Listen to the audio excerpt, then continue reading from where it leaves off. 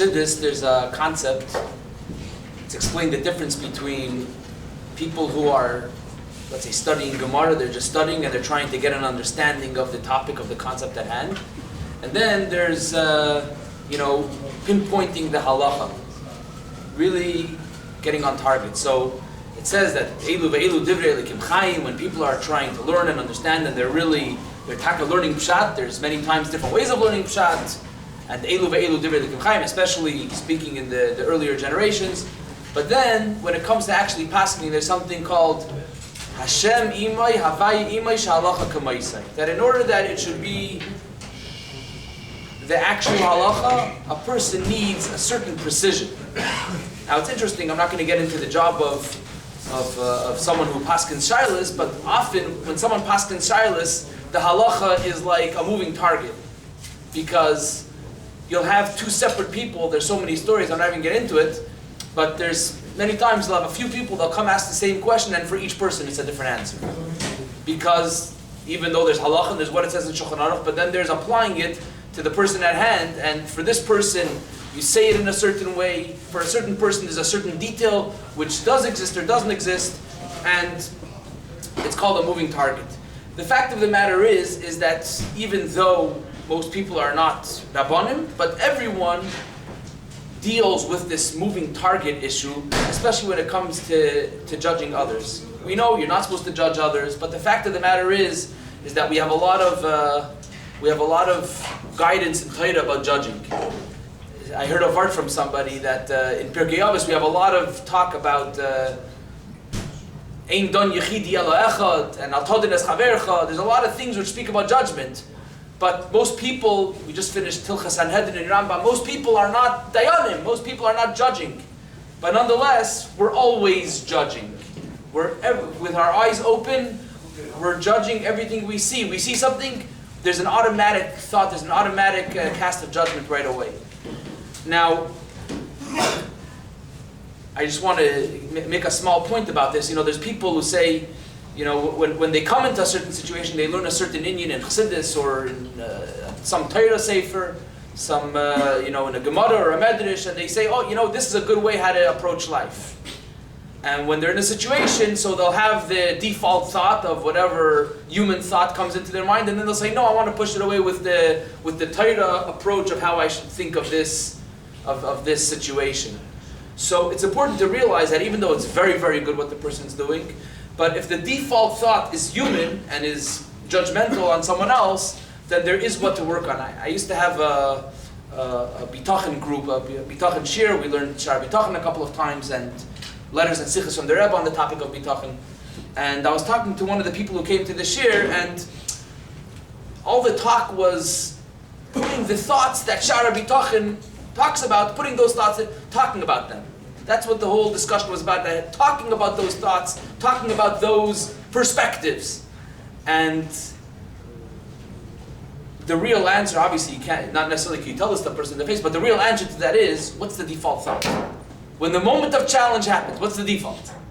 When you see the person doing whatever, what's the default thought? So it's actually interesting, there's a story in the Gemara, it's in Shabbos Daf Kuf Chav Zayin Amud Beis. So over there the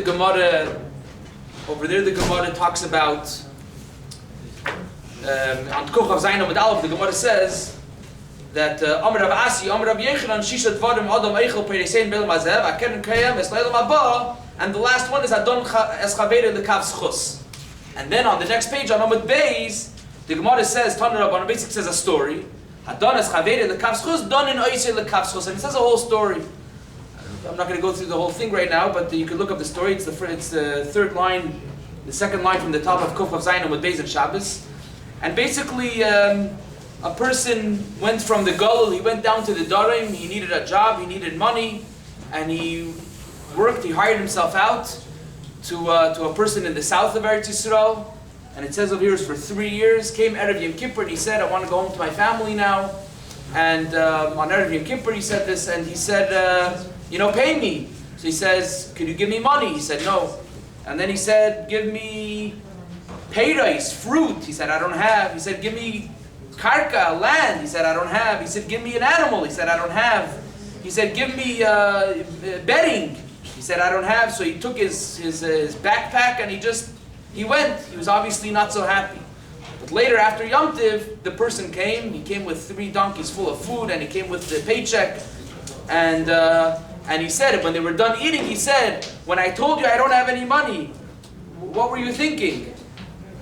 So he said, maybe you got an opportunity to buy cheap merchandise, and you spent all your money on that, so you didn't have any ready cash. So he said, when you asked me for animals as payment, and I said I don't have, what did you think?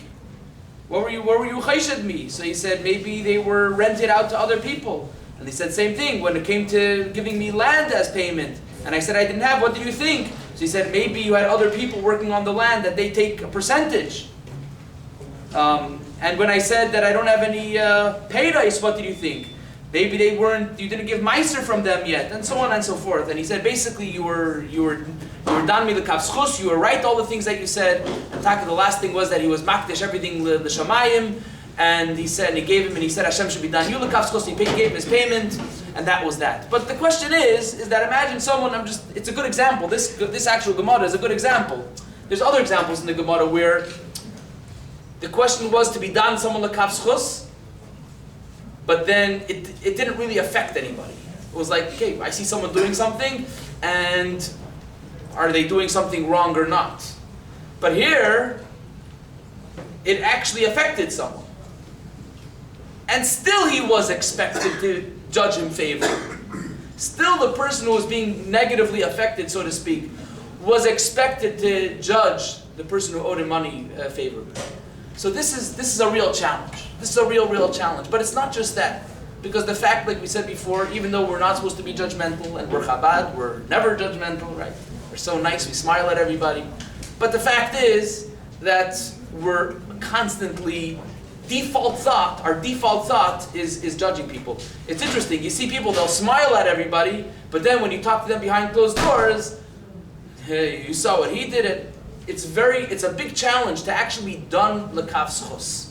So I want to talk about this in reference to this week's Parsha, because the Rebbe has a beautiful Sicha of how basically that we could learn from the mistake that the people in the time of Pinchas, the egregious mistake that they made. They made a tremendous mistake. They were so wrong in their judgment of Pinchas, they were diametrically opposed to the right direction. And so I want to discuss the Sicha and what we could learn from this, and how we could try to be more on target, how we could come to this stage, come to this level, so to speak.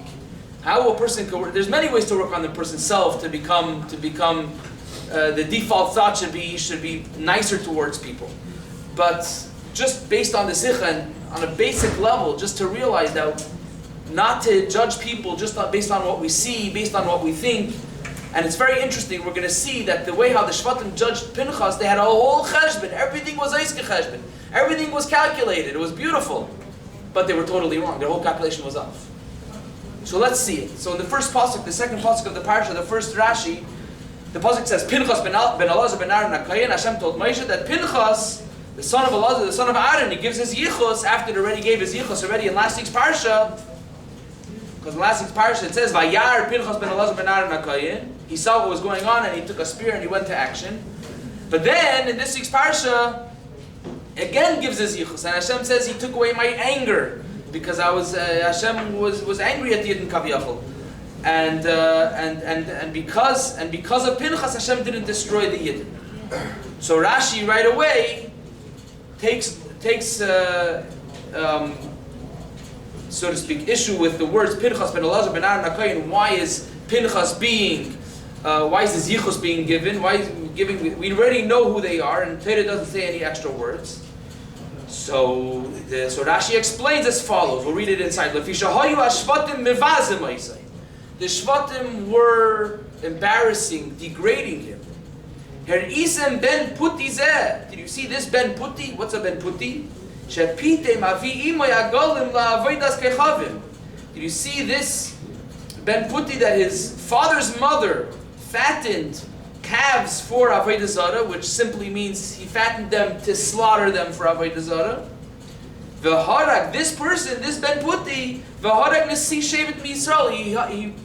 He murdered Nasi, a leader, a prince of one of the Shvatim of the Yidden. So because the Shvatim were being mevaze him, they were being mevaze Pinchas, therefore the Pasuk came and gave him a yichus after his grandfather Aaron. So the Rebbe has several questions over here. Question number one is on the beginning of Rashi. Why the Shvatim? Where does Rashi get this? That all the Shvatim were embarrassing Pinchas and putting him down. Right? One would say it makes sense that the Shevet of Shimon was degrading him. Because Shimon just lost their Nasi. So Shimon should be upset. But if you come from the other side, it makes sense that the Shvatim should be happy with Pinchas. Because there was a huge Magefa going on. 24,000 people. In addition to the many more who were killed by Moshe and all the Nasik's Parshas, Moshe and all the Dayanim, they were supposed to kill 2 times 88,000 people. So the 24,000 should be on top of that, according to some first. So they should be happy that this Magefa is over. So why are the Shvatim being mevaza? Where does Rashi get this from? That's the Shvatim who are being mevaza Pinchas. Another question. If they want to embarrass him, let them say that that his grandfather served every Avodah Zarah in the world. He fattened. This is what they're putting him down with. His grandfather fattened calves to slaughter them for Avodah Zarah. What's the big deal? You want to talk about Avodah Zarah? According to Medrash, he was actually a koimer. He was actually one of the big galachim for Avodah Zarah, Yisrael, and he served every Avodah Zarah in the world before he came to Yiddishkeit like we know. So that would be, if they want to put him down, that would be a better put down. The next question is on why does Rashi say Avi Imoy? Shapitem Avi Imoy Agalim. Who cares which grandfather? His grandfather fattened calves. Why is that detail necessary? The next question is why does it say? Why does Rashi say V'yichasoi Achar Aaron? All you have to say is V'yichasoi, that we gave him a yichus. Okay, Rashi's telling us that the pasuk comes along to say, don't say that he comes from that grandfather, he has a yichus. Who cares that it's the yichus of Aaron? And the other question is that in pasuk it says, Pinchas ben Elazar ben Aaron HaKoyin. Why are you saying, Rashi doesn't say the word Koyin, Rashi just says Aaron. So he says Aaron, which seemingly the only point is to say that he has a real yichus. You don't need to say that his yichus is Aaron, just say that he has a yichus. And then Rashi takes out the word Koyin, which the pasuk actually says. And then the biggest question is that seemingly, however you look at it, it seems like what Rashi is saying, or what Rashi is bringing, what the Shvatim were saying about Pinchas, doesn't make any sense. It's a monafshach. If they did not know the halacha, that Habayal Aram is kanoim poigim, that someone who's Bayal Aram is someone who's a kanoi should just come and rid away with the person. If they didn't know that halacha, then they should have just called him Moreitzeach. Call him Moreitzeach. They didn't know the halacha, they call him Moreitzeach. If they didn't know the halacha, then what's this whole thing going on? They're just going and stop making fun. They know the halacha and he did the right thing. So what are they opening their mouth? The whole explanation, the whole thing, what the Shvatim were saying, is very questionable. What was going on?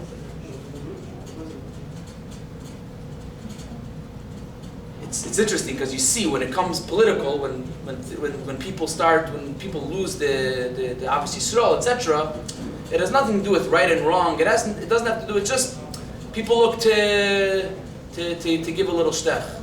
And it's interesting because there's a Michtav Klali, Pesach time from one of the years, where the Rebbe speaks about people who are being kanoi and they're fighting for Hashem and they're fighting a holy war. So one of the points that the Rebbe says over there, in order to know that the person really means it and they're really doing the right thing, there has to be 3 things involved over there.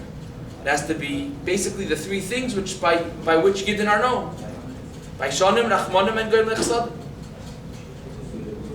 So we're talking now about the Shvatim who are embarrassing Pinchas.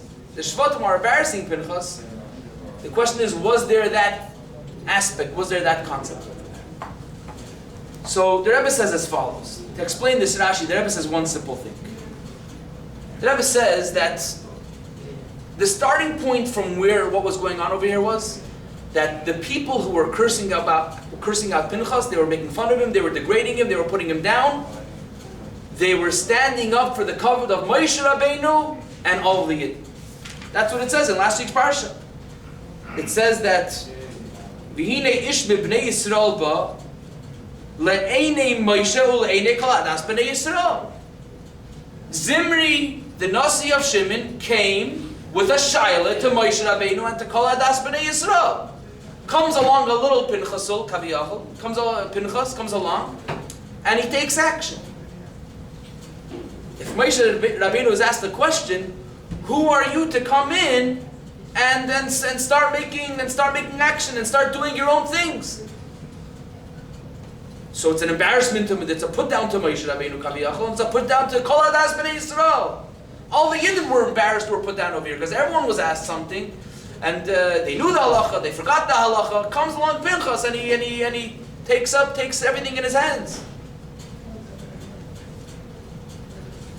So this was the problem. So because they felt that the kavod of Moshe Rabbeinu had to be upheld and the kavod of all the Yidden had to be upheld, so they said, this guy is not kinas Hashem. He's not here to fight Hashem's war. He's here for other reasons. He has other things which are mixed in over here. And that's why they started making fun of him. That's why they started degrading Pinchas and putting him down. Because they felt they needed to uphold the kavod of Moshe Rabbeinu and the kavod of Kol Hadas B'nai Yisrael. And again, it's very interesting because it didn't have to do with whether it was right or wrong. They weren't looking at the right or wrong. They didn't say, look, this person did an Aveda, and this person, and L'maisa, we know that everyone did know the halacha. They forgot it, but they knew it. And then, when Pinchas said, Mikublani Mimcha, when Pinchas said, I learned this from you, Moshe Rabbeinu, what did Moshe Rabbeinu say? Go do it. You're the reader, you're the one who remembered it. You're the reader of the letter, you go carry it out. But the Shvatim who were coming, and it says in other places that Pinchas' life, both spiritually and physically, was pushed in danger. They wanted to, first of all, physically hurt him, and the Sanhedrin, they wanted to make a chedem on Pinchas, which obviously that affects the neshama, etc., etc. So they wanted to say that no, Pinchas didn't do this because he's fighting Hashem's war. He did this for a different reason. So what's the reason? What did they say? What was the reason that they said? The reason that they said was, Her Isem ben Putizeh. They said, you know where this person comes from? He has a nature of achzarius. So he wasn't really fighting for Hashem. He was going against the kavod of Moshe and all the Yidden. So he's an achzar. How do you see that he's an achzar? So the Rebbe says an interesting thing. This that his grandfather used to do, that he used to fatten cows, and then, or oxen, and then slaughter them for Avodah Zarah, is a seemingly a very mean thing to do. The reason is because when you fatten someone up, when you fatten something up, you're being nice, right? So you be nice, and then you slaughter it. So that's a very Tistamazay slaughter things for Rosh Hashanah is not for Avodah Zarah. To slaughter things for Avodah Zarah is not a mean thing. People slaughter things all the time for whatever purposes, for karbanis. But to go to fatten it up like you're nice, and then to go do the opposite, it's tricking. It's not. It's the biggest achzariyistic thing. So they wanted to say that number one is that Pinchas comes from this person, and therefore he's an achzar. Chas v'shalom. And that's why he did what he did. He did it because he has this midah of achzarius. That's why he did it. The Rebbe brings out another interesting point, that not only did they want to say that Pinchas was an achzar, but they wanted to say that Pinchas did the exact same thing as Peter Magalis Lavei Zarah. How did he do the exact same thing? Because Pinchas had to gain entry to the area. So how did he gain entry to the area? He made as if he was part of them. He made as if he wants to do a Kavayachal Avedis also. So he gained entry. He's like, I'm part of you. I'm strengthening you guys. And then he went and he used the entry to do what he did. Similar to what Kalev did when he wanted to announce to the Yidden that Eretz Yisrael is good. He quieted everybody and he said, is this the only thing that Moshe Rabbeinu did? And then he said all the good things that Moshe Rabbeinu did. So Pinchas did the same thing. He did something that looked good for them. Pite Magalais, he fattened calves in the sense that he said, I'm on your side, so to speak. He didn't say that, but he sort of was hinting to it. And then he went and he used the opportunity to give a shtach from the inside. So he said, this guy's exactly like his grandfather, who makes it look kaviyachol like he's doing something good, and then he goes and he used the opportunity to take that goodness and to destroy it and demolish it.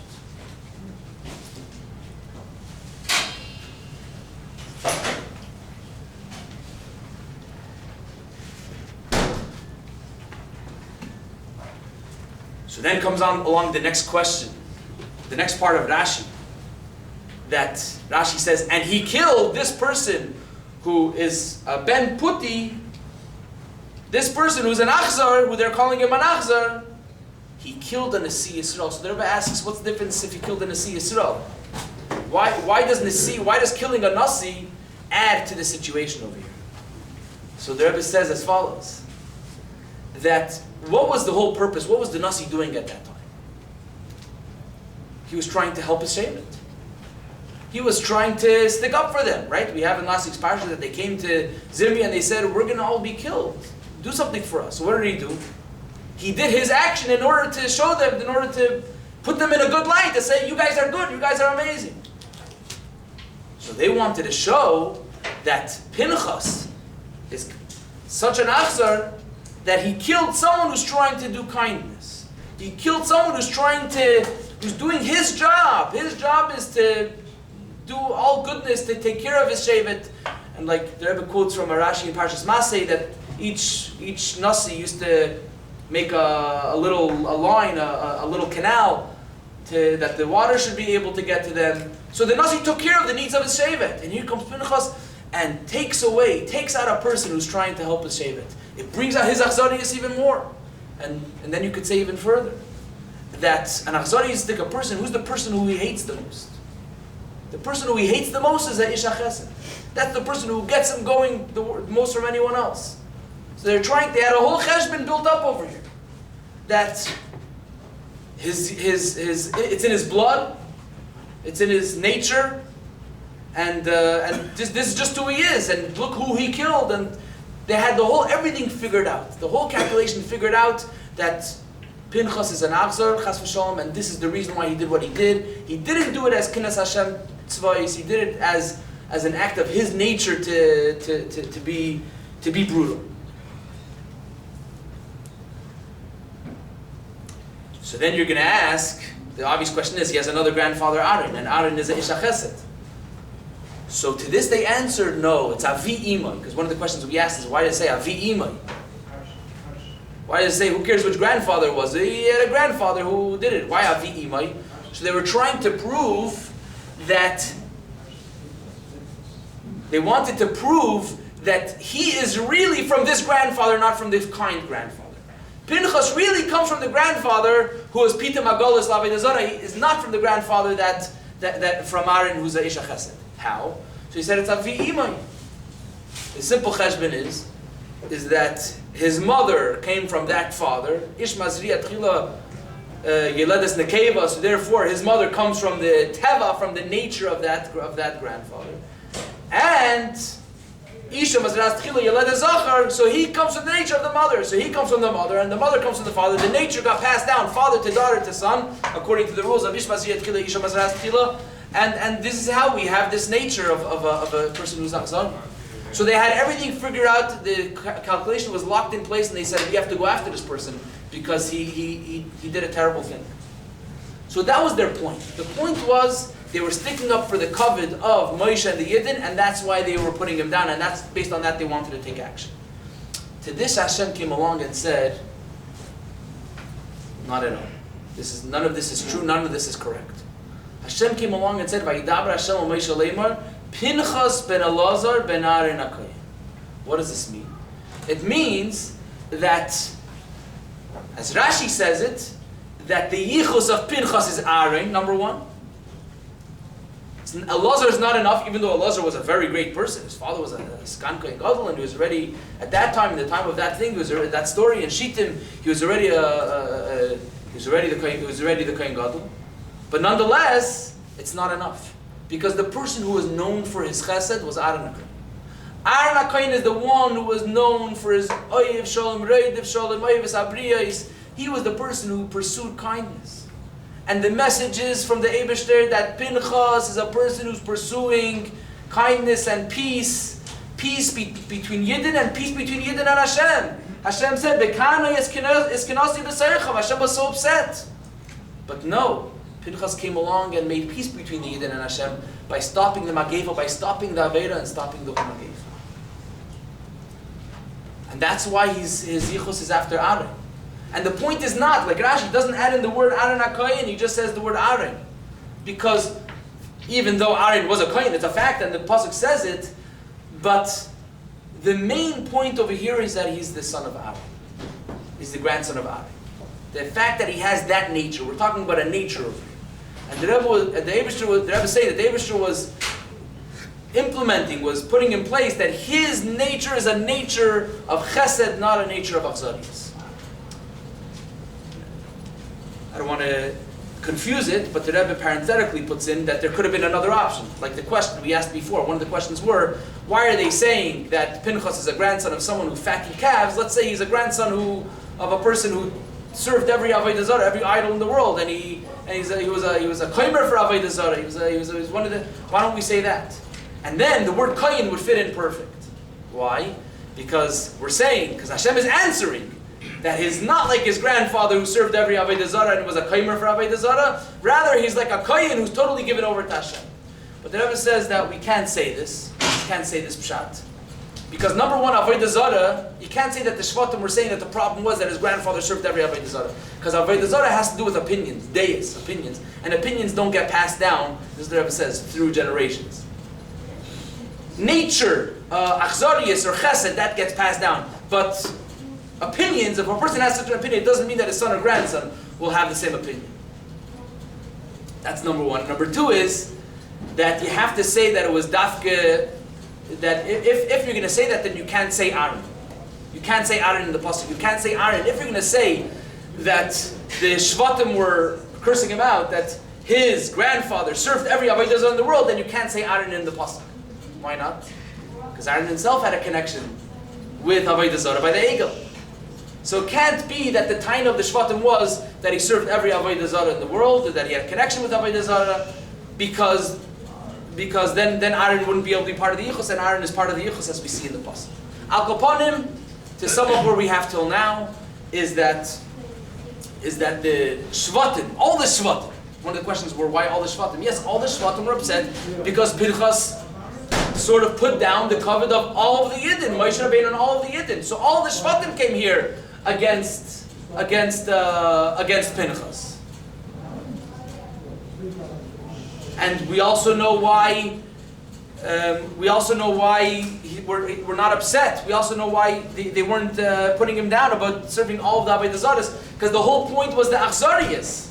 The whole point that they were saying that this person who put down the covet of Moshe Rabbeinu and all the Yidden, so he comes from a person who's very Achzarias. That was their point. Their point wasn't serving all the Avodah Zarahs. And it makes a difference which Zayda it was. And it's Davka to Aaron. So all the questions of the Sicha are really answered. So the Rebbe says like this. We see it's really one Hayra, really one lesson, but it splits up into a second detail towards the end. What's the Hayra from this whole story? The Hayra from this whole story is that basically when it comes to judging someone else, and this is what they were automatically doing, they were taking action, and because of how they viewed the situation, because how they looked at the story.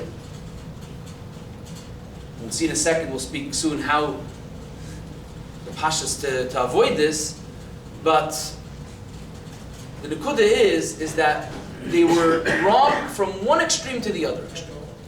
They were completely wrong. They weren't a little wrong in one detail. They were completely off in their whole approach to how they viewed the situation with Pinchas. And the Rebbe says that therefore, when one person sees another person doing a mitzvah, learning Torah, or doing a mitzvah, they know that they're doing a mitzvah. But they have good proofs to believe that they're doing it for the wrong reason. The person is learning in order that people should call him a Rebbe. It says very serious things. In Gemara and Paiskim about a person who learns for the wrong reasons. He learns Shaloi Lishma, it says terrible things, but it makes no difference. You can't stop it. You can never stop such a person.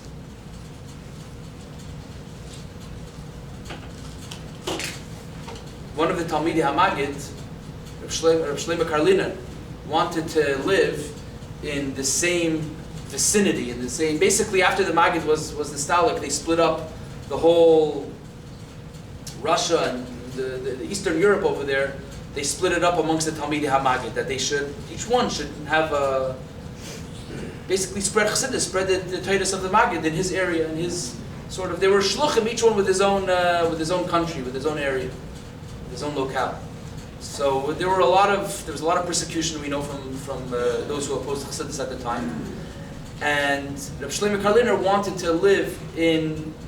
to have his Rabbisteve, his Chassidim, in the area which was set aside for the Alter Rebbe. The Alter Rebbe had a huge area, and he wanted his Chassidim to be in his country, in his area. So the Alter Rebbe made three Tanoim for Reb Shlomo to come into. It's his area. He has say if another Rebbe, if another one of the Talmidei HaMagid could come. And one of the Tanoim were that he's not allowed to be mevatel the lomde, which basically means that him and his chassidim, they have to, on some level, show respect for at least not put down those who learn Torah. They're not chassidim, but they learn a lot of Torah. They might be opposed to chassidus, but if they learn Torah, you can't put down the fact that they learn. You can't put down the good things that they do. It's a basic thing. The problem is that it's very much ingrained in some of our chinuch. I mean, something that some people have heard, that basically someone who doesn't do things according to chassidus, it's okay to put them down, and it's okay to be mevatel things that they do, the good things that they do. But first of all, you see, it's befedish not what the Alter Rebbe wanted. That's not there's other reasons why it's not a good thing to do. It's giving mixed messages. It's like you're telling me to learn Torah, but he has to stop learning Torah because he's not doing it in the right way. It's not a clear path. It's not a clear way of doing things. But the bottom line is that the Hayrah from this Sicha is that Pinchas went and did something, and everyone was putting him down. Everyone was degrading him by speaking about his yichus, by speaking about his bad midas, kaviyach. Comes along the Rebbe and says that if someone's doing something good, even if it looks to our eyes, it looks externally like they're doing it for the wrong reasons, they're doing a mitzvah. We're talking about that they're doing a mitzvah. We're lucky that there are some people who have this perspective. There was once when there was big opposition to the Alter Rebbe. So at one point his wagon was going to go through a certain town. So the misnagdim in that town were basically getting ready at the crossroads. They were coming with rocks, and they were going to, they were upset for whatever tightness they had at the Alter Rebbe. For starting a new nusach and a new knife, for a new challah, for shchita, etc., etc. So one of the people in the town went to the Rav of the town, and he said, we're planning this event, this stoning event of the Alter Rebbe. He's going to pass through. Why don't you come join us? So he says, why don't you tell me about these people before I start stoning anybody? I'd like to know, who this is. Why is he chayiv skila? So they said that he said, do they wear tefillin? He says, yeah, they wear big tefillin, like the wrong thing, so to speak. Do they wear tzitzis? Yeah, they wear bigger tzitzis. Do they daven? Yeah, they daven too long. And everything he said, I don't understand what you're going to stone these guys for. You're saying that they do all the mitzvahs, and they do it amazing, they do it beautiful, they do it extra behidr. Not only am I not going to go out and stone them, I'm not going to go out and join you, I'm actually going to go out and greet the leader of the Rebbe of these people, because I want to see a person who's so devoted and could find a hidr, find a way to do everything beautiful. So there are some people who think that way, but many people have, it's a human fault that we were created with. Some of us were created with including myself, to overcome. We're created to overcome not good midas. That's why we're here. And this is the goal that we need to have. And the Rebbe says that number one, we can't put the person down because we took Shalei Lishma Balish. Let him start with Shalei Lishma because the Torah says, La'olam yasek adam b'Torah Shalei Lishma Shalei Lishma Balish. Well, that's number one. Number two is that you're not allowed to stop him. Shulchan Aruch tells him to do it. If you stop him, you're telling him to go against Shulchan Aruch. Even if he's doing it for the wrong reason, you can't stop a person. Shulchan Aruch told him to do something. A person's davening for the wrong reasons, whatever it is, you can't stop him. And thirdly, is that you never know what's going on deep down in his mind. We don't know. Anyone knows what's going on in another person's heart. Sometimes people are doing things for the wrong reason, and often it could be that they're actually doing it for the right reason. Elamai. Why does a person come along with this whole thing? So a person says, why am I upset at this Pinchas, whoever the Pinchas is, who's doing Torah and mitzvahs for the wrong reasons? He says, I'm upset at him because I'm a bittul dika person. This Pinchas over here is a Baal Gaiva, and I can't handle Gaiva. So the Rebbe says that not necessarily is it that way, and it could be that it's exactly the opposite. It could be that this person who says he's bittul dik and he can't stand someone who's a Baal Gaiva, he's actually the person who's the Baal Gaiva. And what's the proof? Because when he sees someone else doing Torah and mitzvah, someone who's learning Beslava, someone who's doing something, but maybe they're not doing it in the right way, it should have brought, if he was taka Torah dik a person, it should have brought kinas seif from Tarba Chachma. It should have brought him to learn better, to try to emulate, to try to outdo him. Be better than him. It didn't bring him to that. Not only did it bring him to being a better person, it actually brought him to have hatred to that person. So, one person who's putting down another person who's very beslavos in Torah and mitzvahs, Elomai, there's reasons to believe that he's doing it in the wrong way. A person should do soul searching, that why am I thinking badly about this person? It could be that he's actually doing the right thing. That's number one. So they were totally off. And we have to realize that this is something that we could apply to ourselves all the time. All the time, a person has to see, what am I thinking? What is my default thought of someone else, of another person? And am I thinking something negative? Am I putting something down which it could be that they're actually doing something amazing? Maybe the problem is with me. Maybe I'm the one who should do tshuva. Maybe I'm the one who needs to change. I shouldn't put him down and stop him what he's doing, because then I'm stopping him from doing Torah and mitzvahs. I'm stopping him from doing what he's supposed to. And then he'll be like, okay, you're stopping me, that means I shouldn't do it. And then who's at fault? Who's at fault that this person stopped doing Torah and mitzvahs? The person who put him down. And then the Rebbe takes it to another stage. And part of the mistake of the Shvatim who were degrading Pinchas was that they called him an achzar, like we spoke before at great length. And part of his achzarius was that he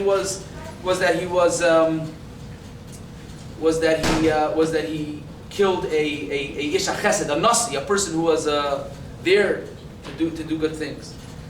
So the Rebbe brings from a later Rashi that it says the greatness of Pinchas, and then it says in Pasuk Yidalad v'shem ish Yisrael hamukeh, who was the yid who was hid? Zimri ben Salu. And the Rashi says b'mokim sheyiches es atzadik l'shevach yiches es arasha l'gnai. So the tzaddik Pinchas ben Elazar said hinin neisen loyas brisi shalom b'hai salay l'zari achrav b'ris kunas olam.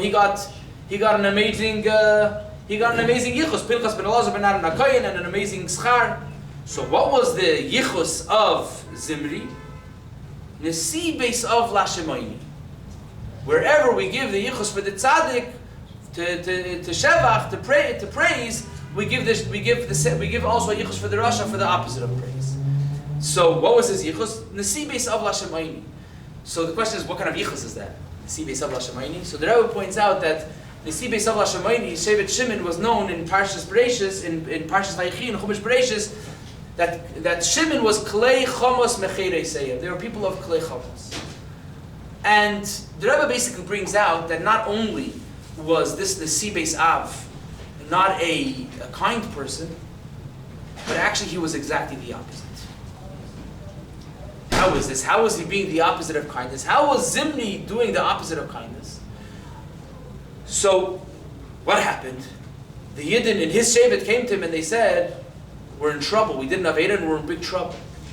So he told them, how did he fix the situation? What was his idea? What was Zimri's brainstorm to rectify the situation? I'll do the same Aveda as you.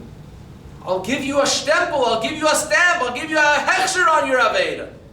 Now that you have a hechsher on your Aveda, something we have to be very careful. Sometimes we use, a person wants to do something, a person has to know if what I'm doing is right or wrong. And if a person knows that what they're doing is wrong, they shouldn't say, well, he also does it, or he told me that it's okay, or I heard that someone else. We can't use names or names of Rabbanim, or names of Mashpia, or people who are Ishei Tzibur, people who are Ishei Ashpa. We shouldn't use their names as a hechsher for what I'm doing. If what I'm doing is wrong, I can't do it. I have to find a way to stop. I have to find a way to change my direction. But what did Zimri do? He said, I'm going to give you guys a hechsher. I'm going to do it also. And if the Nasi does it, then it's okay. So the Rebbe says he closed the doors to tshuva. They didn't have a chance to do tshuva anymore. Because he showed them that what they're doing is right, their chances of tshuva, of doing tshuva, went down tremendously. So what was he? In truth, what was he? Was he an Isha Chesed or Achzarius? So says the Rebbe, he was the one who should have had the title of being Achzarius, because he took away the chance from his people to make good, to do tshuva on their sin that they did. And I think this is something which is also something that we could, it's a little dakusdik, but I think it's something that we have to know, especially in the Chabad way of life, that we do afatza and we deal with people. It's something that we have to know, we have to keep in mind when we're dealing with people, to make sure exactly what we're doing. So no one does Zimri these days, and no one really does Pinchas these days. We have to know how to do Pinchas in our lives. I'll show you in a moment a Sicha of one of the suggestions of the Rebbe of how to do Pinchas these days, because no one's can't do that stuff these days. Especially our Ein Yad Yisrael Takifa and people who try to force Torah on other people, they didn't have a good outcome, and it didn't seem to be worth it. What's the message? The message is that as Chabad, we go out and we try to be Mekarev people. We want to be Mekarev people. And you know that if you want to be Mekarev someone, you can't go screaming at them. You can't go waving a spear in their face. It's not going to work. That's not going to be Mekarev anybody. Although there's stories with Remedel Futafas, there's stories with bottles over people's heads and stuff. There's the Vart of the Frierdiker Rebbe, that once you warm up the person, you can slap him as hard as you want. He's going to ask you for more. Right? The story of the Schwitz. But generally, our derech is b'darkei noyim u'b'darkei shalom. The Rebbe actually has a beautiful Sicha in Parshas Boy, Chelik Aleph. The first Sicha in Parshas Boy, Chelik Aleph, Kut the Sichas, where the Rebbe speaks over there about the approach of how to bring the Geula. And the Rebbe says it has to be b'darkei noyim u'b'darkei shalom. It has to be with strength. It has to be with a taikif, but b'darkei noyim u'b'darkei shalom. It's interesting to see the Sicha. But it's very easy to make a little mistake with this being kind and nice to people. And some people even say it in the name of the Rebbe. And I'm sure that you can't say it in the name of the Rebbe. I didn't hear this from anybody, but you can't say this you can't say that the Rebbe would have done something like this. There are people who say that, look, I want to be Mekarev him, so I'm just going to be nice to him. I'm going to give him whatever he says, he's good, he's fine, he's okay, without really demanding anything from the person, perhaps. And there are people who say, look, the Rebbe smiled at everybody who walked by him. Whether the person was good, whether the person was not so good, the Rebbe smiled at everybody. It's important to realize, obviously, only the Rebbe could do something like this. The Maggid we have the story of the Maggid, that one time there was the Zusha and another Yid were standing outside the room of the Maggid, and the person either had done something or thought something inappropriate, and the Reb Zusha basically gave him way over the head for what he was able to see what the person had done in secret. and Rabbi Zosha gave him over the head. And later, he saw how the Maggid was so mekar of this Yid. Rabbi Zosha said, I don't understand. So he said, the Maggid basically introduced him that you focus on the good side of him, on the neshama side of him, and on the good side of him. And Rabbi Zosha then asked for a bracha that he should see the good. He should only see the good in a Yid. He should be able to look at a Yid and see his good. Why am I saying this? When the Rebbe smiled at people, the Rebbe smiled at their neshama, at their mitzvahs, at the lukus that they have, at their chassidus, at their Torah, at their good. You can't say that the Rebbe would smile at someone and say, you didn't aveda, you're good. That chas v'shalom to say, so obviously no one would say that.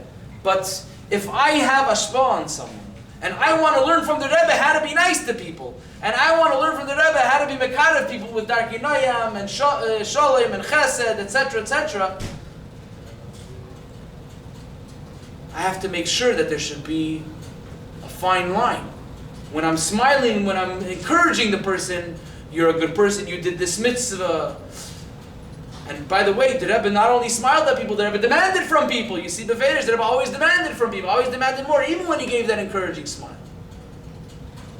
Because the neshama has to know that it's good, and the nefesh habahamis has to know that it needs more rectification until Mashiach comes. And if Mashiach's not here, that means that we didn't do enough yet.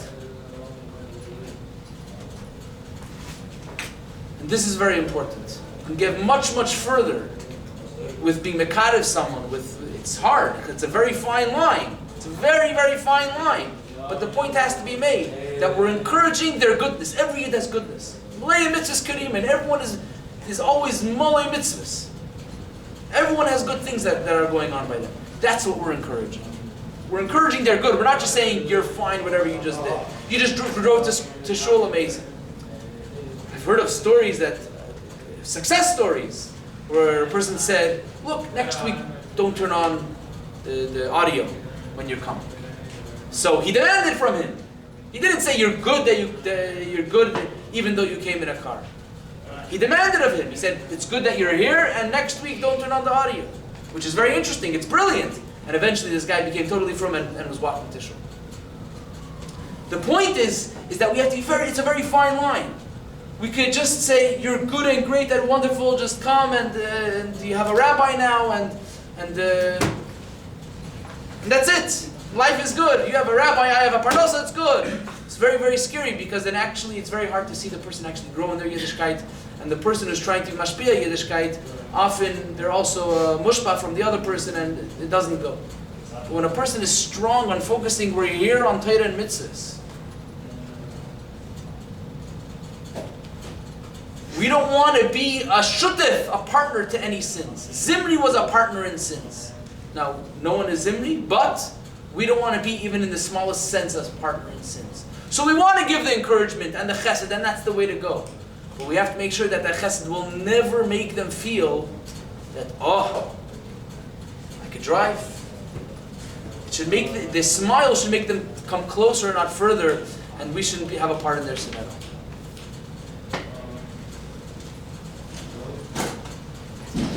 If there's any questions that anyone has before we sum up. How to be Pinchas. Again? How to do Pinchas. Oh, how do you do Pinchas? Okay. So there are probably several explanations how to do Pinchas. I'll just read one to you from Chelik Beis in Likutei Sichos, where the Rebbe basically says that Pinchas means, this is actually a beautiful one, Pinchas means being a kanoi to myself in my own life. Not at other people, but to myself. So, there's the famous story in the days of the Rebbe Marash. There was a certain Mashpia, or Rav, who was a manig. He was very harsh on his congregants, and they complained to the Rebbe Marash. So the Rebbe Marash basically quoted him a couple of psukim where it says, "Taka, you need to cut down people who are big shots, but not al kamas reyecha. V'cherbesh leisonif al kamas reyecha." Even if your friend's stock is straight up, you can't be harsh on the other person. Be harsh on yourself. Work on yourself. Do avoid, not be harsh, but do avoid on yourself. You know, try to make sure that you're getting better instead of always patting oneself on the back saying, what can I do to be better?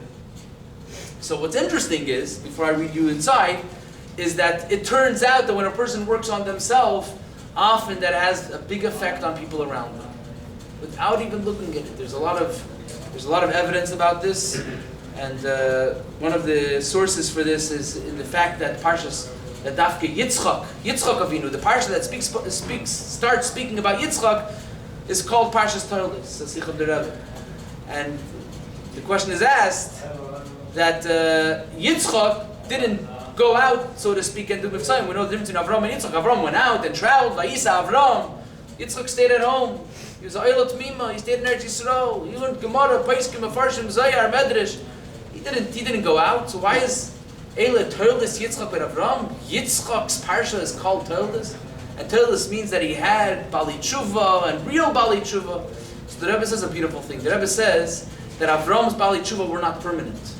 He went out to them and he shared with them a lot about the Eibishter, etc. But, being that he went to their level, he poured a lot upon them, and it lasted for however long it lasted. Comes along Yitzchak, just from sitting and learning and serving the Eibishter, it attracted people to him. And those people, being that it came from them, he didn't tell them to come. They came, so to speak, on their own. They came because of his inspiration. They came because of the aura, the atmosphere that surrounded him. But at the end of the day, they came to him. They made the decision. So they were permanent. That's why by Yitzchak it says Toilus. So the truth is that when you work on yourself, you affect incredible things.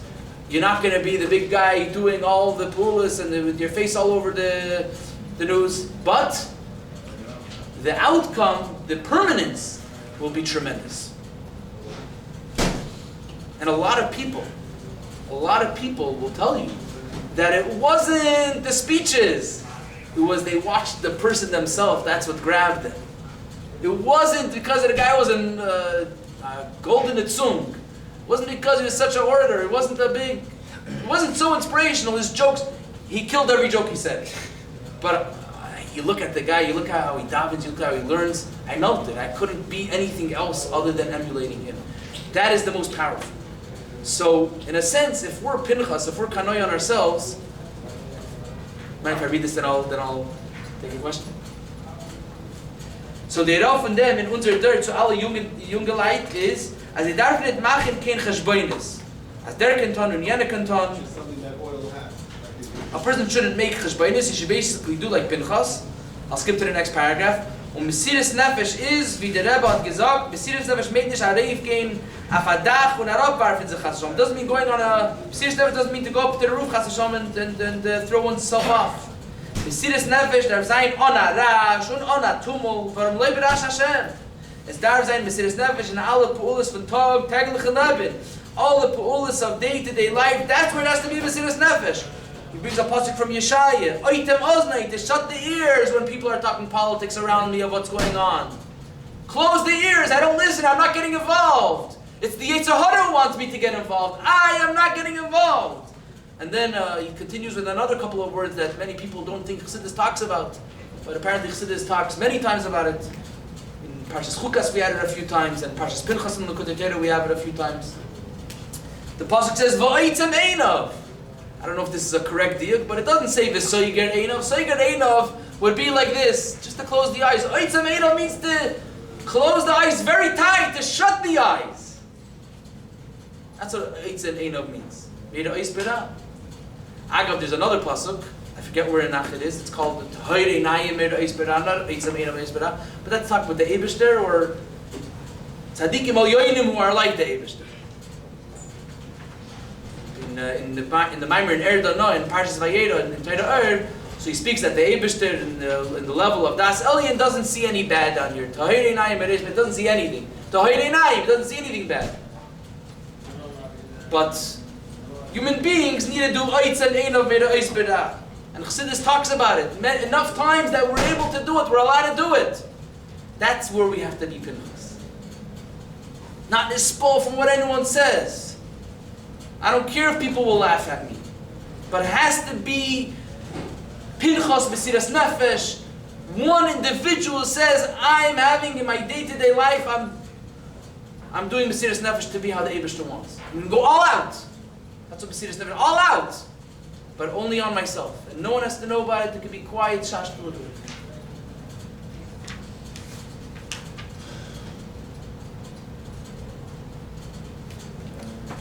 Yeah. There's a book that just came out. It's called From Within, from Ari Weinstein. So it's all ideas about therapists also together in that book. It's about that you can't change anybody. It's you change yourself and you get your worth from yourself. There's other books also. Sure. You have to change yourself. You can't criticize somebody else. You really have to come yourself. Exactly. Very good. Yeah, it's a basic thing. It's a basic thing, and I would say it goes hand in hand with everything we're talking about. That the person basically it's dependent on a person's self. A person has to change himself. A person has to work on himself. He can't rely on anybody, and nothing else will work. But the question is, just to finish off, that what do we do? What could we do? What could we do? What could we do that when we see a situation and we decide for some reason to not do Eitem Aznav, we decide to get involved in the politics, we decide to listen to the Lashon Hara, whatever's going on, which is NN, it's not necessary. What could we do to avoid it? What could we do to avoid getting stuck in the situation that the Shvatim did over there? They made such a bad mistake that they called the biggest Achzar of Al Chesed, and the person who was really making peace between Yidden and Eibush, they called, how do we avoid this? So, like we mentioned before, is that the person says, right, the person who's putting down the other, the person who's putting down the kanoi, he says, I'm a Anav, I don't like someone who's doing Balgaiva. He's a kanoi, he's a Balgaiva. I'm a Anav. So the Rebbe says that he's Dafki the Balgaiva, and that's why he can't stand the other person. So I think that's a big point in being able to attain being on target when it comes to judging others, when it comes to looking at others, which we're automatically always doing. And that is, if a person's bebittul. Bebittul means a few things. Number one is, bittul doesn't mean that I'm not here. Bittul basically means no yeshus. If I have any yeshus, if I feel, right, if a person feels their finger, then they need to go to a doctor to really see why. No part of me should be felt. I shouldn't feel, a person should be happy and in good spirits, but they shouldn't feel buffed up. It's not healthy spiritually. And experience shows that Balgaiva ruins everything. Someone who's Yeshus, it ruins everything. It takes everything away. Everything. Ruchni is Gashmi, is a person who does everything with Balgaiva. You see it. So, the lesson is, number one, take away the Yeshus. And there's ways to work on it. Chassidus talks about working on it. And number two is, what I would say is that when it gets involved in all these political things, and when people say he did this, he did that, and I can prove to you that he's an Achzar because his grandfather was an Achzar and he killed a Nasi and his grandfather did this and he did that. The best thing is Bittul and Dibur. Make a achlata. I'm not vayidoim. I'm not going to talk. I'm not getting involved. I'm going to hear and I'm going to want to jump into the discussion. I'm not getting involved. So bittul ayeshus and bittul bedibur, a person is safe from making all these wrong judgments and all this wrong finger pointing at others. And just to finish off, the Eibusha should help that we should have Pinchas Elio. We should have the way of Pinchas. We should do Kinnas Hashem in the right way. Obviously, you can't do Kinnas Hashem the way how Pinchas did it, but we should do Kinnas Hashem how we could do it in our Avodas Hashem to be better. To really be devoted to Hashem. And through that, when we have a peaceful relationship with Hashem, then we have Pinchas Elio who brings the Gula Amitis Vashleva B'Karei Mamish.